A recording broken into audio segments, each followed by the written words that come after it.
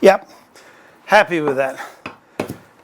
So what I'm going to do now, take this board into the machine shop, put it through the thicknesser, then we should end up with a nice square board. I'll just check these. We might just knock these off as well. These are pretty close.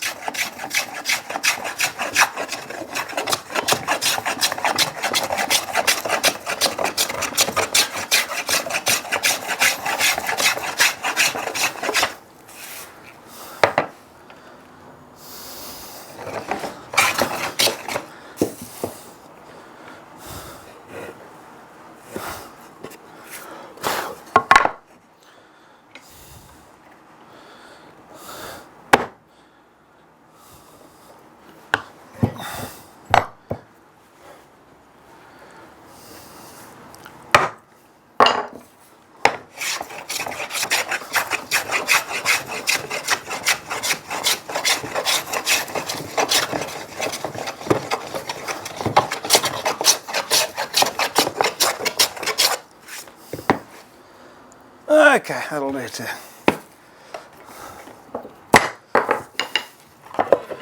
All right, back in a tick.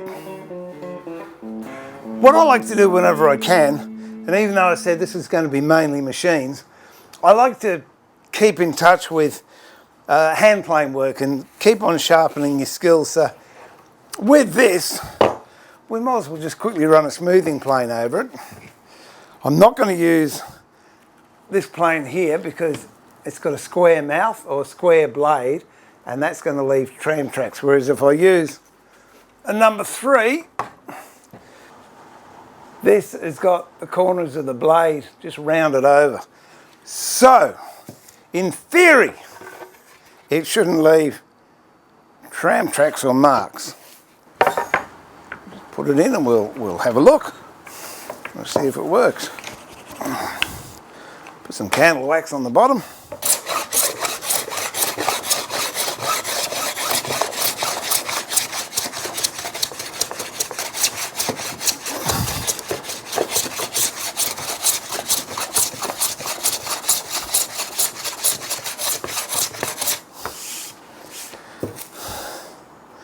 I'll just decide which side I'm going to have, that side or this side.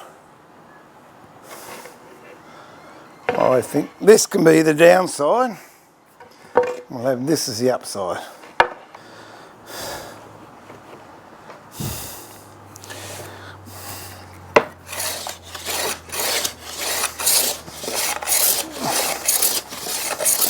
It actually has a little bit of fiddle back on it, which is quite nice, which is very evident once you put the plane over. Not sure if you can see it there, but it's just got a nice bit of fiddle back going through it. That will do. I want to pick a face side and a face edge. So this one's nice and straight, and we'll put that face mark there.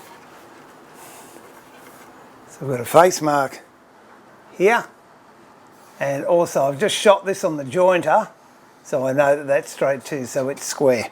So when we do any cutting or any measuring, we take it off of this side.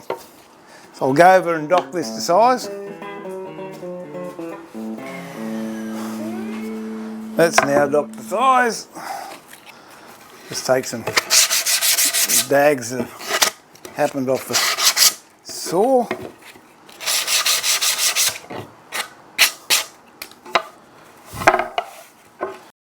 I'll just do the same on these two bits. They're now docked to size. Not the right width, but the right length. So now I'm going to mark in on the underneath. I'm going to come in 50 mil.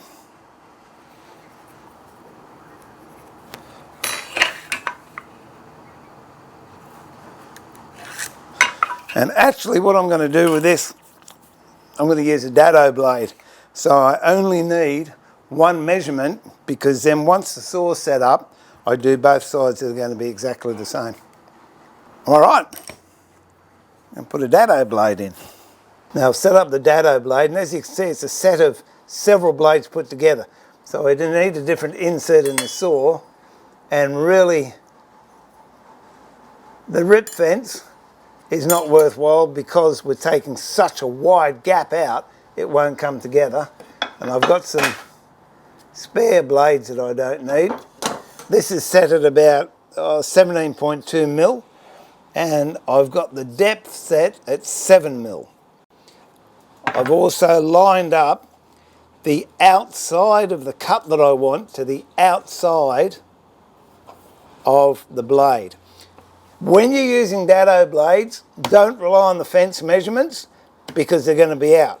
Because normally that's where your blade sits, and the fence measurement is from this point to the fence. But now we've broadened it by another 14 mil, obviously the fence is going to be out. So we'll just see how this goes. So I'll be using the fence as a guide, and also a table sliding miter box to guide it. I'm not going to put a fence down on this end because I've got the fence here, and it's dangerous to have two fences. All right, let's go. Dusty on, saw on, push it through.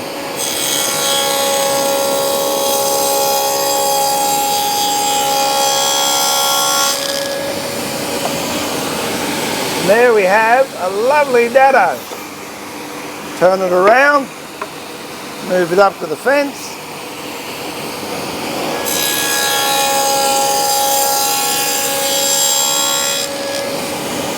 Done.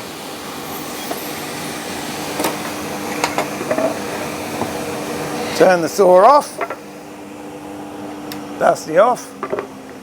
See how close we are. All right, well, I've checked these and they're just a little bit too tight. So what I'm going to use is some side rebate planes. These are H&T Gordons. They come in a pair set, or another one, I'm not sure if they're still available, but it's a Stanley 79. It does the same thing. You can plane and enlarge a rebate by using this little chap here. So you can go this way, turn it around, and this way. Comes with a depth setting foot on it, and they're pretty good.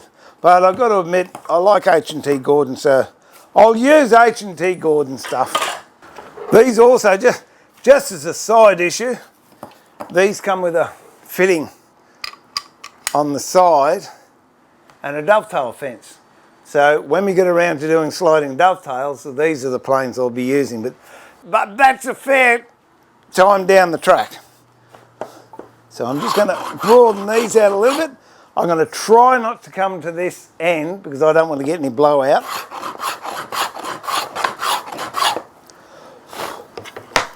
See how we're going.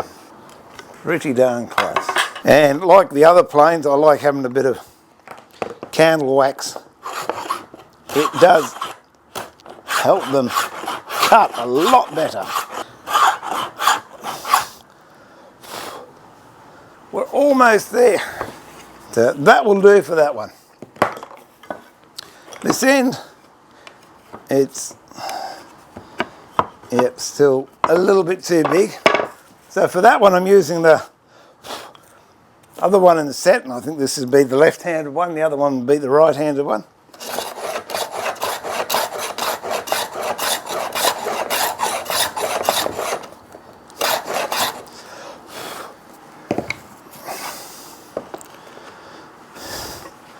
That's pretty good there.